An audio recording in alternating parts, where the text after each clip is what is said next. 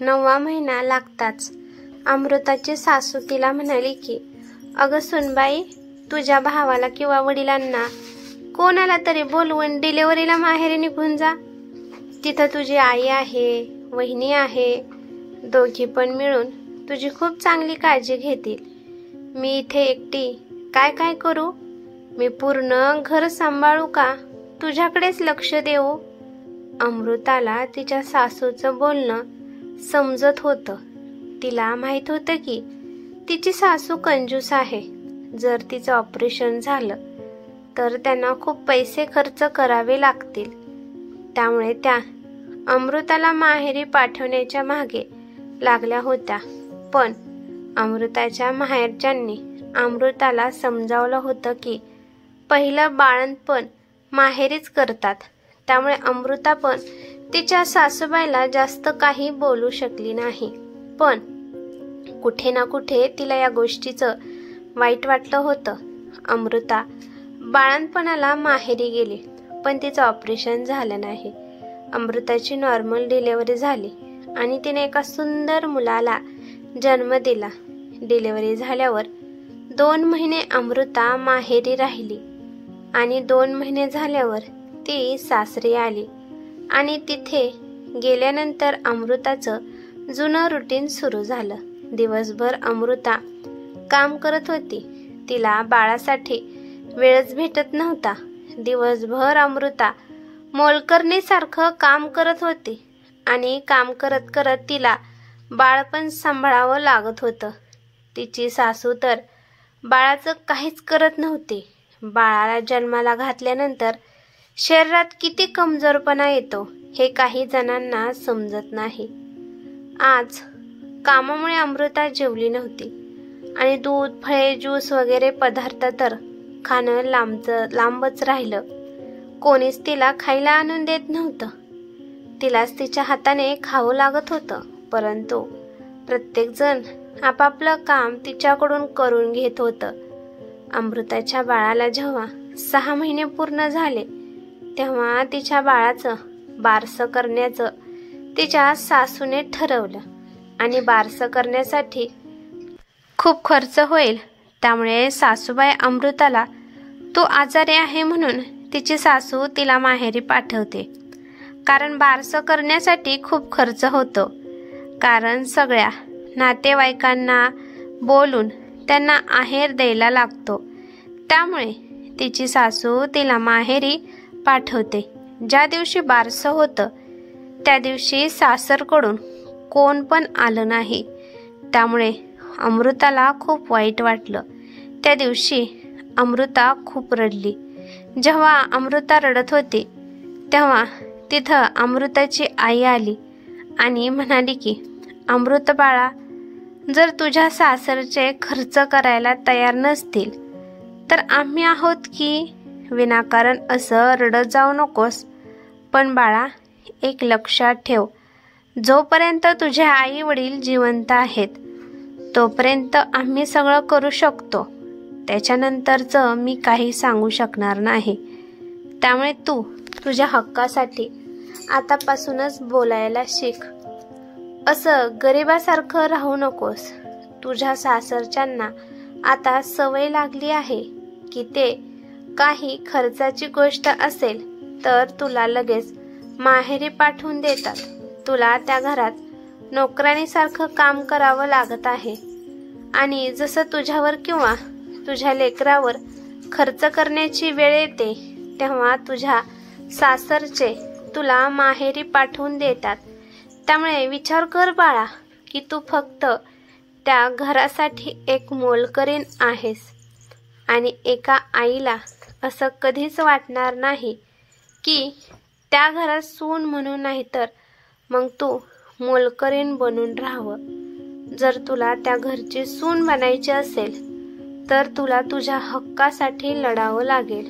तू स्वतः तुझी जागा काय आहे हे समजून घे. आईच्या बोलण्यावर अमृता विचार करते आणि ती मनातल्या मनात म्हणते की आई जे पण काही बोलत आहे त्यातील शब्द ना शब्द खरा आहे. जर अशा प्रकारे मी त्या घरात मोलकरणीसारखं कामच करत राहिली तर त्यांना माझी काहीच किंमत राहणार नाही.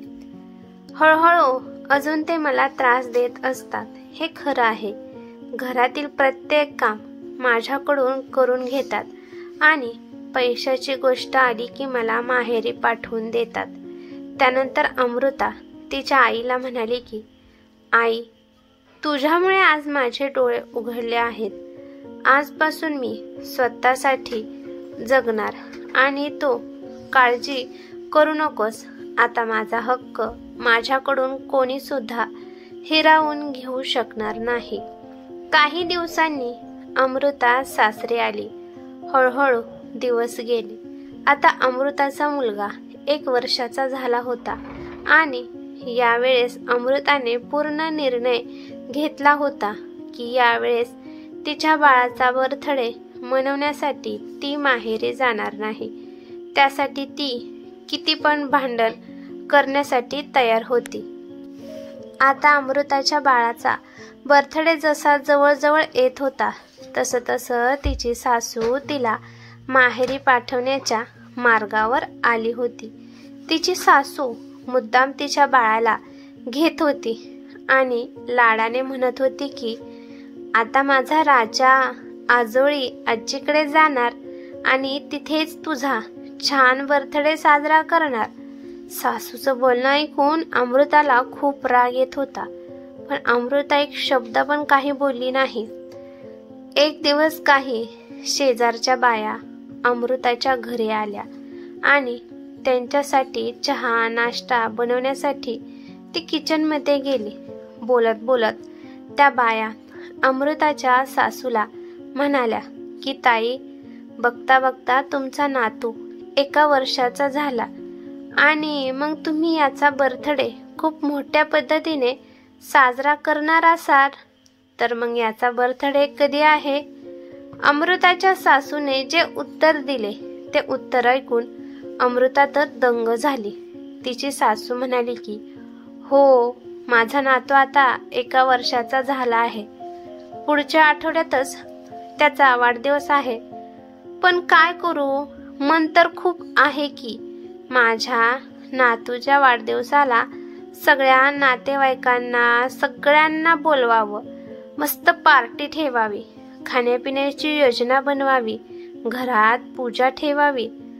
पण याची दुसरी आजी याच्या मागे पडली आहे की त्याचा पहिला वाढदिवस आहे आणि त्या म्हणत आहेत की त्याचा वाढदिवस आम्ही इकडेच साजरी करणार आहे. तर मग सांगा, मी नकार कसा देऊ शकते? त्यामुळे सुनबाई माहेरी जाईल. तेथील एक बाई अमृताच्या सासूला म्हणाली की अहो ताई, यावेळेस बर्थडे तुम्ही साजरा करा, कारण बाळाचा पहिलाच वाढदिवस आहे आणि तुमचा हक्क पण आहे. पुढच्या वेळेस वाढदिवस त्यांना साजरा करू द्या. तुम्ही असं सरळ सरळ सांगून टाका. त्या बाईचं बोलणं ऐकून अमृताच्या सासूची बोलतीच बंद झाली. त्या फक्त म्हणाल्या की हो हो, बघते की काय होते ते. सासूचं बोलणं ऐकून अमृताला तर खूप राग येत होता. तिला वाटत होतं की आता जाऊन काहीतरी बोलावं. तेव्हा तिला तिच्या आईचं बोलणं आठवलं.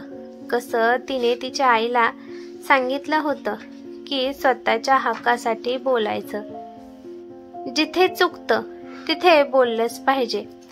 तिने विचार केला की आज जर ती काही नाही बोलली तर ती कधीच काही बोलू शकणार नाही आणि आता एवढी मोठी संधी चालून आली आहे, त्यामुळे बोललंच पाहिजे असा ती विचार करते. मनातल्या मनात पक्का विचार करत चहा घेऊन अमृता बाहेर आली. अमृताने सगळ्यांना चहा दिला आणि मग ती तिथेच एका जागी उभी राहिली. त्यातील एक काकू अमृताला म्हणाल्या की अगं अमृता, तू सारखं सारखं माहेरी जाऊन सेलिब्रेशन का करत असते? आमचं पण मन होतं की तुमच्या खुशीमध्ये सामील व्हावं, पण तू तर प्रत्येक वेळेस माहेरीच सगळं साजरा करत असते.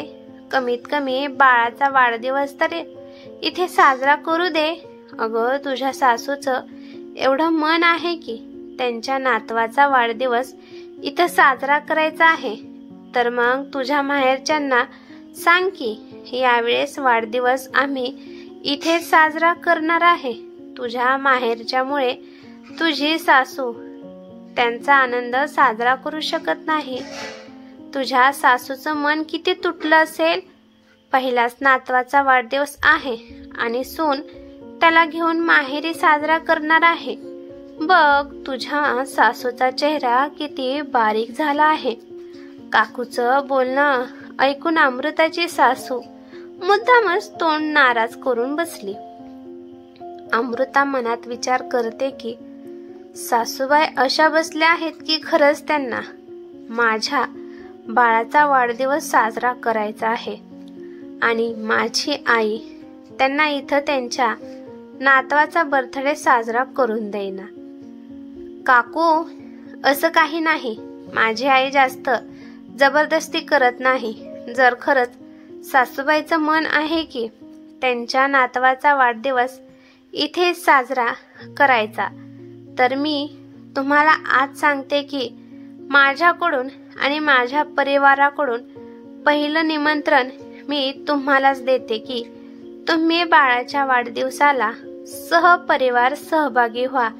आणि जसं सासूबाईंचं म्हणणं आहे की घरात पूजापाठ, सगळ्यांना जेवण, नातेवाईकांना, शेजाऱ्यांना सगळ्यांना बोलवायचं, तर त्यांच्याच मनाने सगळं होईल.